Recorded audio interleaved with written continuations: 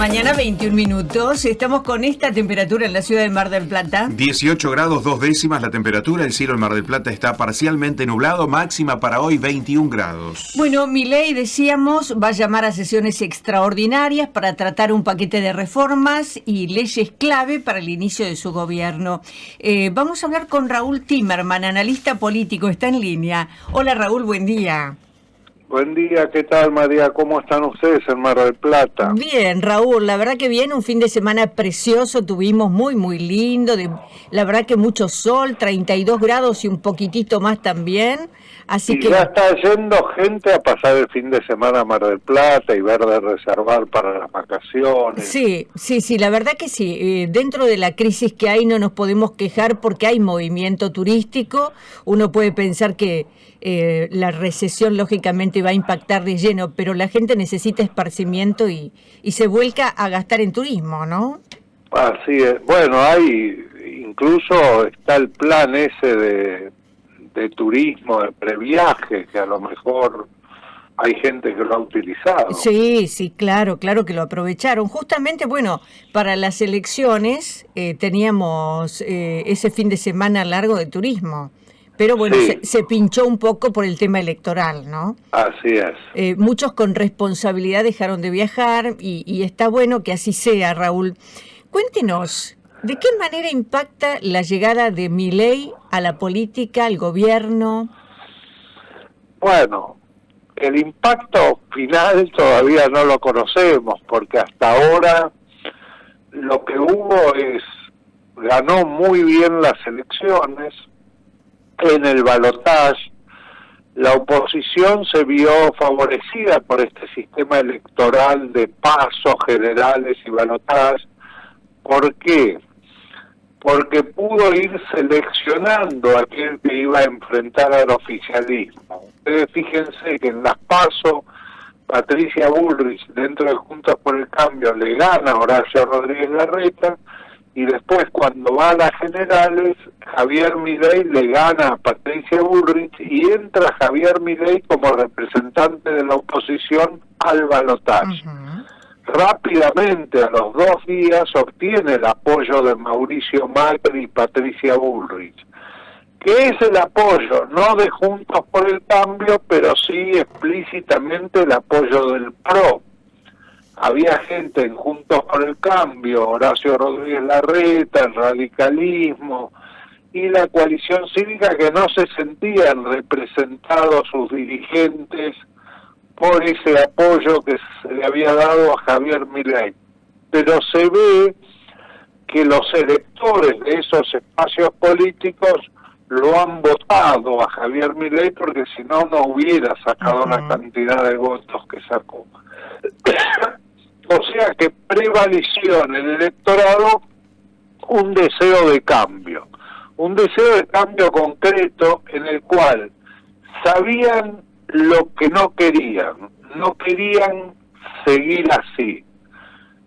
Y el cambio era un poco una incógnita, digamos, porque nadie sabe qué va a hacer o qué va a poder hacer realmente Javier Milei.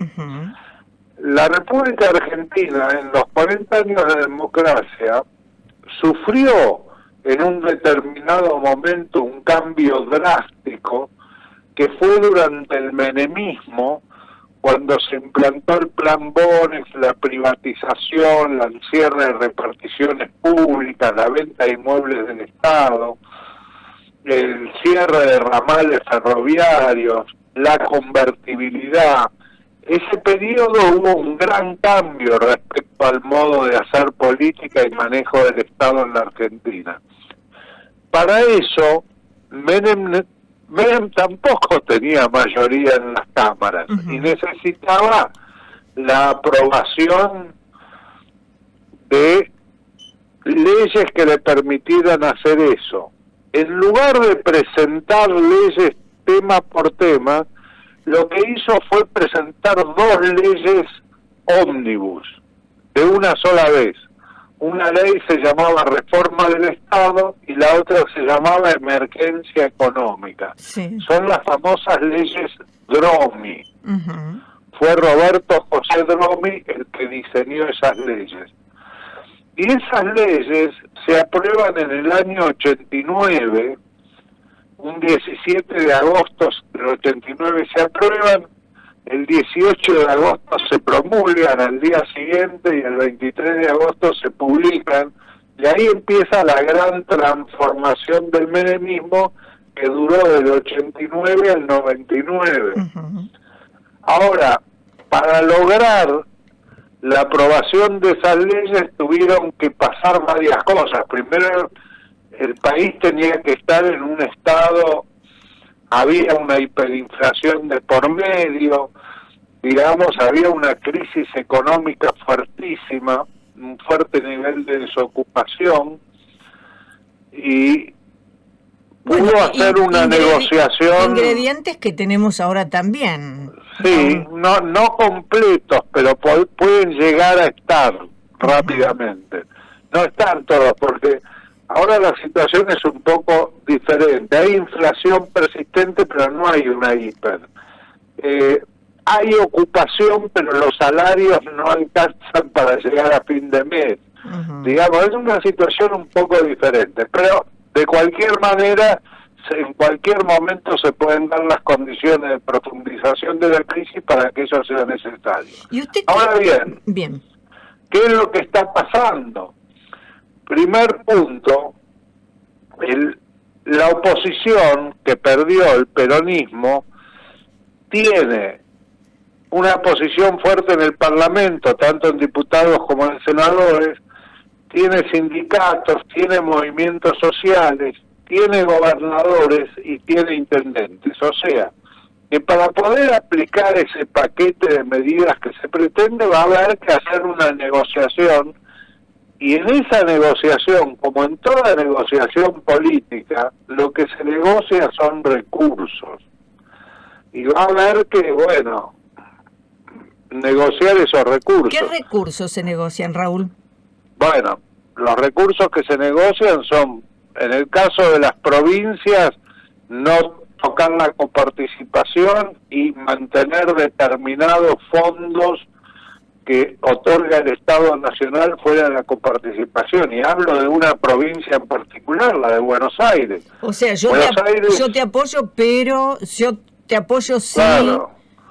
Claro, porque la provincia de Buenos Aires ya se ha demostrado, no tiene posibilidad de subsistencia con lo que le ha tocado de la coparticipación. La provincia de Buenos Aires aporta muchísimo más de lo que recibe, es una situación muy particular. Bueno, pero para eso hace falta negociar, tiene un ministro del Interior, pues sucede otro problema, digamos.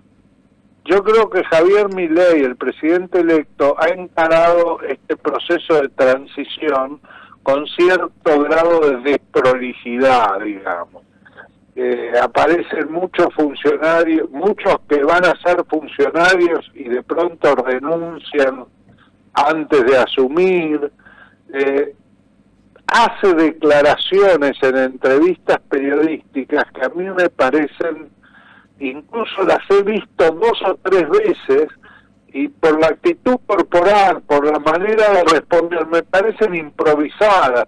Cuando dice, bueno, la obra pública se va a parar toda la obra pública. No es tan fácil parar toda la obra pública y despedir a toda la gente. Y especialmente obra pública que está iniciada y alguna cerca de finalizarse. O cuando dice, bueno, no se sabe si se va a pagar o no el medio aguinaldo en el Estado. Si no hay plata, no se paga. El medio aguinaldo es una ley, es difícil, pero ¿no? También dijo la gente no se la toca, ¿no?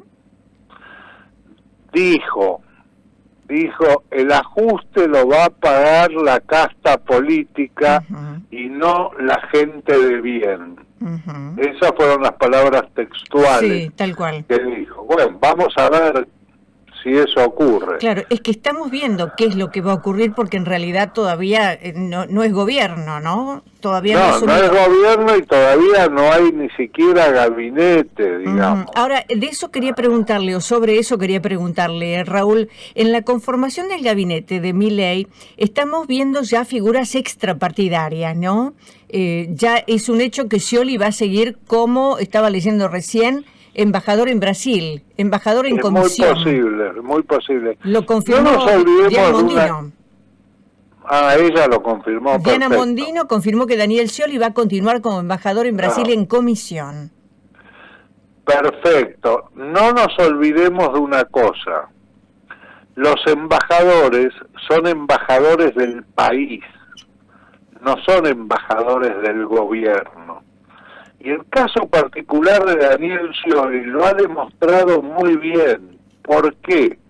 Porque Daniel Scioli le tocó ser embajador con Alberto Fernández, presidente, y Jair Bolsonaro, presidente en Brasil, que Alberto Fernández como presidente electo había ido a visitar a Lula siendo Bolsonaro presidente. Había una situación diplomática totalmente conflictiva. Jair Bolsonaro había hecho declaraciones en contra de Alberto Fernández durante la campaña.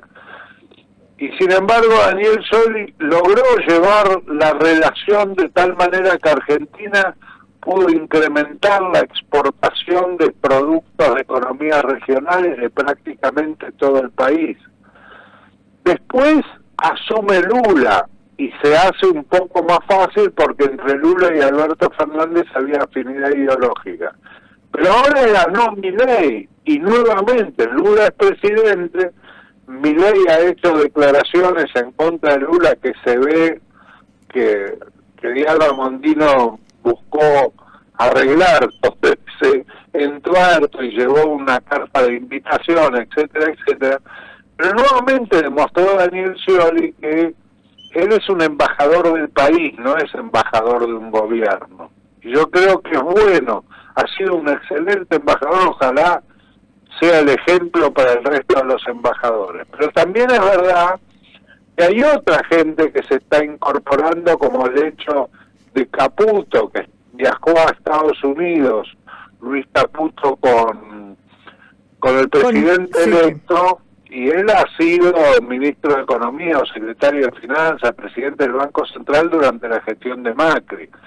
Patricia Bullrich daría la impresión que va a ser la ministra de Seguridad. Y también ha estado durante el gobierno de Macri. Da la impresión que hay una cierta alianza Macri-Milei, si no es entre ellos dos directamente, a través de los equipos que se están conformando. Pero extrapartidaria también, ¿no? Porque hay gente de Schiaretti que se va completando también en el gabinete.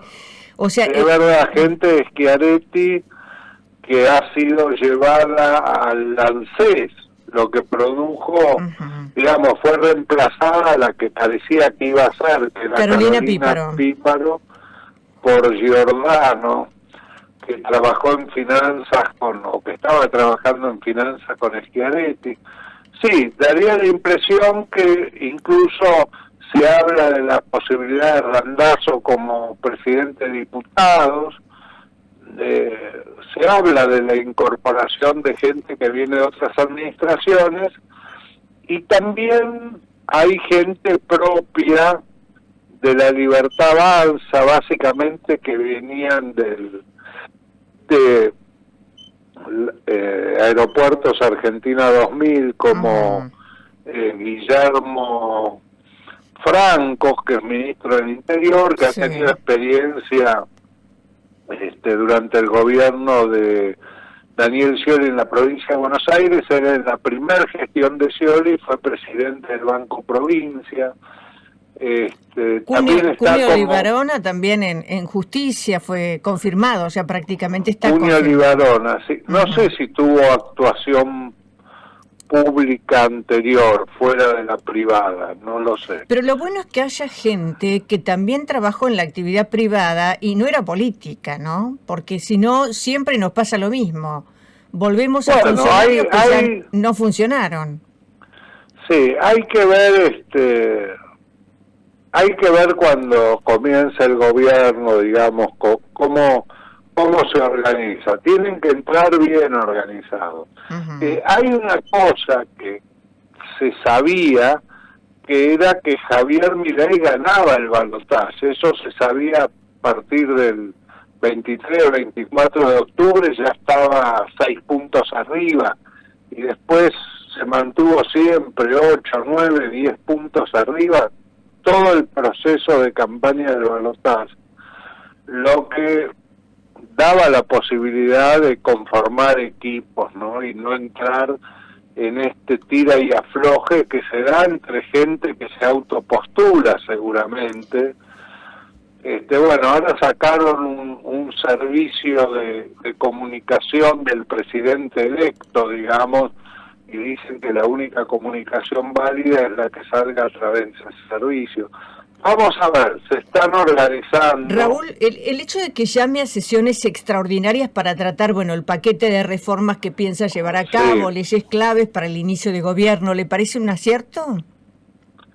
Bueno, si quiere empezar con un cambio profundo, es la única manera de poder hacerlo, es empezar de entrada. Si no puede producir, si no tiene la ley, no puede producir el cambio. Son muy relativos los cambios. Y para tener la ley producir. Tiene que haber consenso. Para tener la ley tiene que lograr un consenso mínimo que le permita la aprobación de la ley. Y el hecho de llamar una semana antes a sesiones extraordinarias tiene que ver con la posibilidad de llegar a estos acuerdos antes de tener que llegar al debate, ¿no? Efectivamente. Y se va a tratar en extraordinarias. En extraordinarias se trata solo proyectos que manda el Ejecutivo. Así funcionan las sesiones extraordinarias. Claro. Yo no sé si esas leyes, esa ley ómnibus está preparada ya. Por supuesto que la van a tener que conocer el resto de los diputados y senadores. Hay todo un proceso seguramente, y va a estar limitado en la cantidad de medidas o reformas que puede hacer con la legislación actual. Digamos que está llena de protecciones y derechos que no le va a permitir. En el caso del Estado, él puede llegar a cerrar reparticiones públicas, posiblemente por decreto.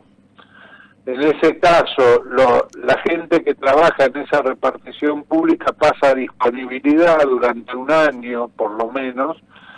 Durante ese año cobra su salario, y si en el curso de un año no fue reubicado en otro lugar de la administración pública, queda fuera del sistema, queda despedido, digamos. ¿Y usted cómo ve la reforma del Estado, Raúl? No tengo la menor idea.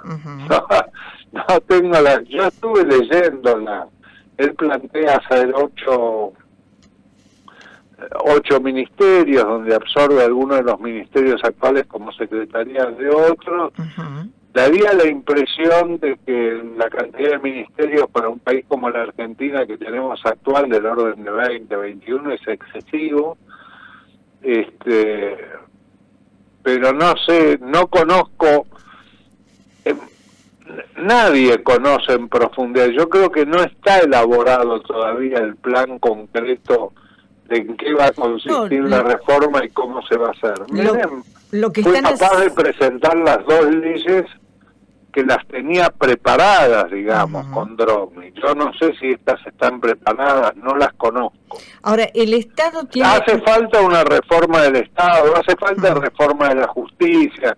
Digamos, Argentina necesita muchísimas reformas. Indudablemente,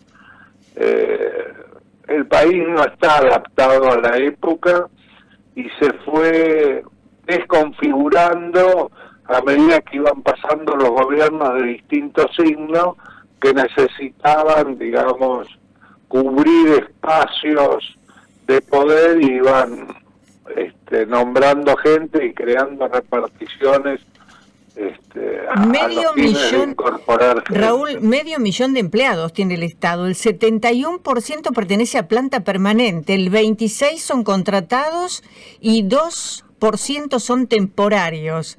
Es una Sí, locura.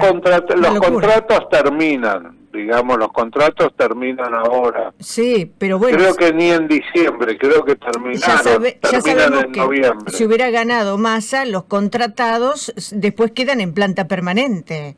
Porque normalmente vuelven a ser contratados. No es fácil pasar a planta permanente. Pero quedan, Raúl, a eso me refiero. Sigue el Estado siendo pero una enormidad. Hay más o menos, hay del orden de 800 puestos importantes políticos, digamos, que una administración necesita. Y hay en total designaciones políticas 8.000. O sea, vamos a ver qué pasa, no sabemos, seguramente va a haber contratados del nuevo gobierno, vamos a ver. Yo creo que hay incertidumbre todavía, hay que esperar un poco, todavía no asumió. Sí, porque no asumió, claro. La planta de empleados en la administración pública aumentó 28.000 personas en el gobierno de Alberto Fernández, solamente en el gobierno de Alberto Fernández. O sea, si cada presidente que llega a ocupar el cargo aumenta de esta manera la cantidad de empleados, es lógico que tengamos el déficit que tenemos, ¿no? Porque los gastos son inconmensurables. Sí, vamos a ver cómo se ordenan. Ojalá que lo podamos ordenar, porque realmente esto... Ojalá que podamos ordenarlo y que nos vaya bien. Bueno, Raúl, vamos a seguir el tema. Si le parece, usted nos ayuda a mirarlo desde otra óptica. Muchas gracias. No, gracias a usted, María, muchísimo éxito. Gracias. Raúl Timerman, analista político. Yo les contaba que la planta de empleados de la administración pública aumentó 28.000 personas en el gobierno de Alberto Fernández. Les quiero decir también que hay en este momento 500.000 de empleados en el Estado argentino. El 71% del 500.000 de empleados del Estado argentino, el 71% planta permanente, el 26% contratados. Como decía Raúl, los contratos o se renuevan o se terminan, veremos qué pasa. Y temporarios son un 2% del 500.000 de empleados o personas. Los sueldos más altos, si bien no son la mayoría, hay decenas y decenas de casos en los que los salarios de empleados públicos en mayo pasado superaron los 4,5 millones de pesos en bruto, antes de los descuentos, por mes. Y otras 500 personas cobraron en febrero pasado 3 millones de pesos del Estado, trabajadores del Estado. Y hay gente que ha vivido toda su vida con un empleo del Estado, porque estaba cerca de un político, porque esa cercanía lo subió al Estado y allí quedaron. Y el que pasa deja, como deja Alberto Fernández ahora, 28.000 empleados más en el Estado Nacional.